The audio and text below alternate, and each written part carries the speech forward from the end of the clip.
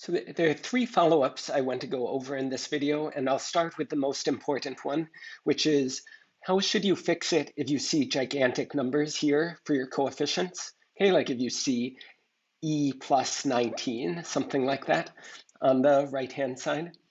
So way to do it, like let's copy a lot of this stuff. And so the fit intercept equals false is going to be the same. And let me call this ridge instead of reg. And this is another type of regression, but this one, it punishes like the algorithm punishes large coefficients. So it'll try to keep the coefficients as small as possible. So I'll create this ridge object. And then let's fit it the exact same way we fit before.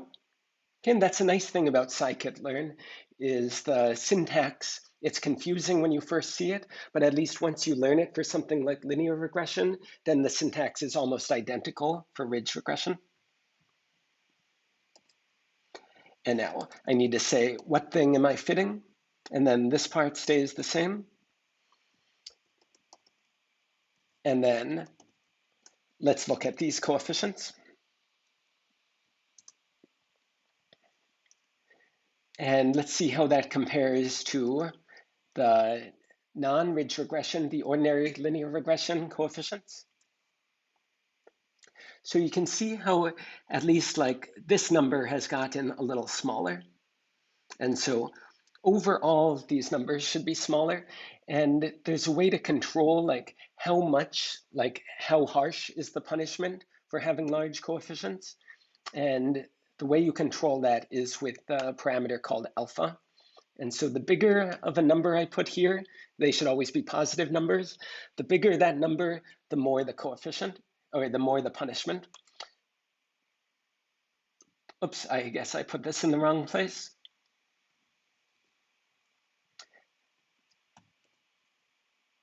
So it's back when I first define the ridge object. So now, because the punishment is much harsher, because this alpha is bigger, that means that these coefficients should suddenly be much smaller. So you can see that this is like times 10 to the negative first. So this is like 0.15. And so what we really want to do is we want to go in the opposite direction. So the default is 1. Okay, so this is back to what we started with. That's like fairly close to these, but overall, on average, they should be smaller. The ridge coefficient should be smaller. And if we say, oh, we should use less of a punishment, like for example, 0.001. Now you can see that it's almost exactly the same as what we found using linear regression. Okay, maybe if we round to 2 decimal places, maybe this is exactly the same. So that is one way to get around like huge coefficients. If you start seeing huge coefficients when you run the linear regression method from the previous video. Okay, so that was the first thing I wanted to go over, was how you can like get rid of huge coefficients by using ridge regression instead of ordinary linear regression. Next, how can we get this data frame that we displayed at the top of the notebook, where we have these 3 different columns and these teams here? So let's make that data frame. So let's do pd.dataframe, and then index is going to be teams. Columns is going to be, let me save myself a little effort and say we'll have an offensive, a defensive, and there was the overall power rating. Yeah, I guess that was everything. And so I'll just say PR for power rating. And let's look at this, see if I did it right. And so I want to fill in these values. Well, remember that I have this nice power rating dictionary from above. And I can put in something like Buffalo OFF to this. Okay, and that tells me how much better than average is the Buffalo offense. I can do the same thing for Buffalo defense.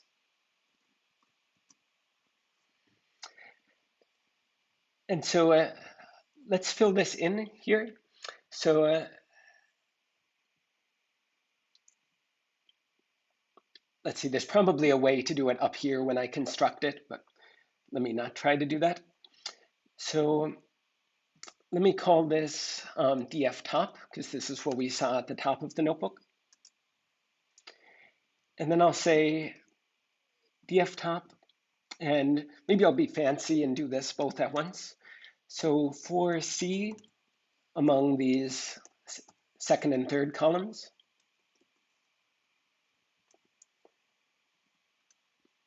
and then df top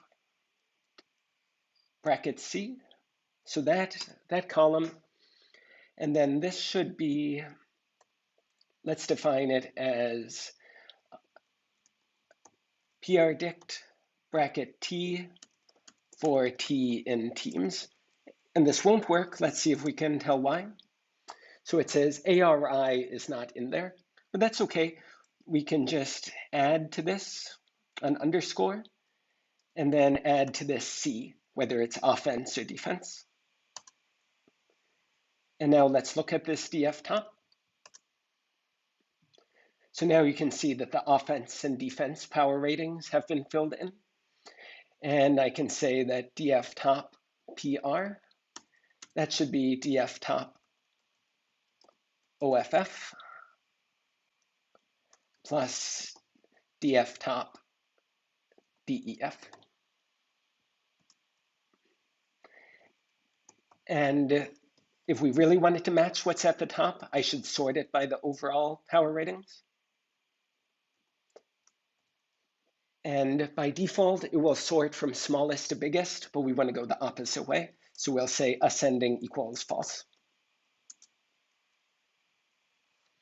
Okay, and this should be pretty much the exact data frame as up top. So let's look at it. Is it 6.7, 5.3, 1.3?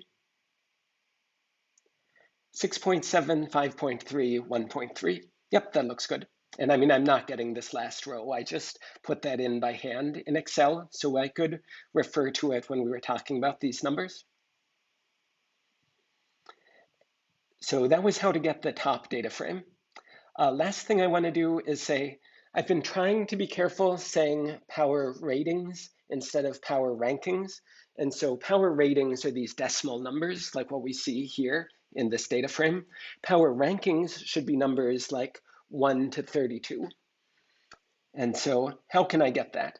So let's do, for example, defense rankings. So how should I make that? Well, here's how I would try to make it. So let's do df top dot sort values and sort by the defense. And again, ascending equals false. So it's from best to worst. And so what have I done wrong? Oh, I put in square brackets instead of round parentheses.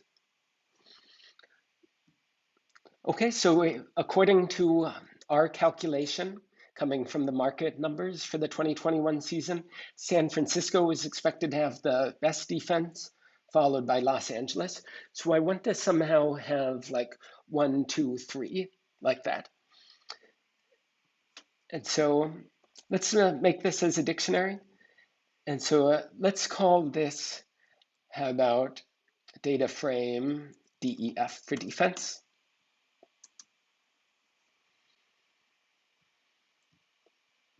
And so if I look at data frame DEF, and then I type dot index, this should tell me what are these numbers on the left-hand side. And it should go San Francisco, then Los Angeles Rams. Okay, good. And now I can convert this into a list. A lot of times you can treat an index like a list, but for what I want to do, you can't. Okay, exact same thing, but now it's a list instead of an index. And then I can say something like, where does Minnesota occur in this? Okay, it occurs 15th. And just as a reality check, where does San Francisco occur? I hope it occurs, I guess, in the 0th position. Okay, and so that's what we're going to use for this. So this is not a list comprehension, but a dictionary comprehension. And so for each T in teams, now I want to include this index, and then I should add 1. And then let's look at this DEF rankings.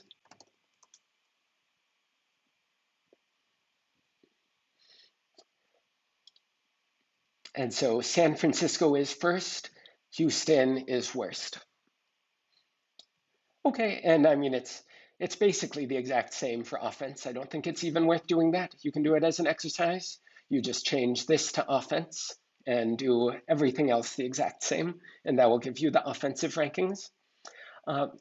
It's surprisingly hard to sort by values. Let me show you one way to sort the defensive rankings by values. So I can say, so let me do sorted teams, and then I can say key, and now I give this a function. The input is a team T, and the output is going to be the defensive rankings, bracket T. So, and that was just a really complicated way to get our original. Was it DF defense? Yeah, dot index. Okay, but if you want to make this into a dictionary, then here's one way to do it. I could say, let's see, it might be dangerous to call it T again. So let me call it something else. Let me say X colon defensive rankings, defense underscore rankings, bracket X. Okay, so I'm using a dictionary comprehension again for X in. So this is saying, go in this sorted order, San Francisco, Los Angeles Rams, Baltimore, and so on. But don't only tell me what's the team, but also tell me what's the ranking. So it's just going to go :1, :2, :3, if I did it right. Okay, so this is maybe the kind of defensive rankings you're used to. And yeah, I feel like there should be an easier way to sort a dictionary by values than this, but this is the way that I've come up with. So I first sort the keys, and then I use a dictionary comprehension to give sorted keys followed by the corresponding values. Okay, yes. So I hope overall that showed you how you can go from these market spreads and totals to market implied power rankings and power ratings. Yeah, thank you for watching.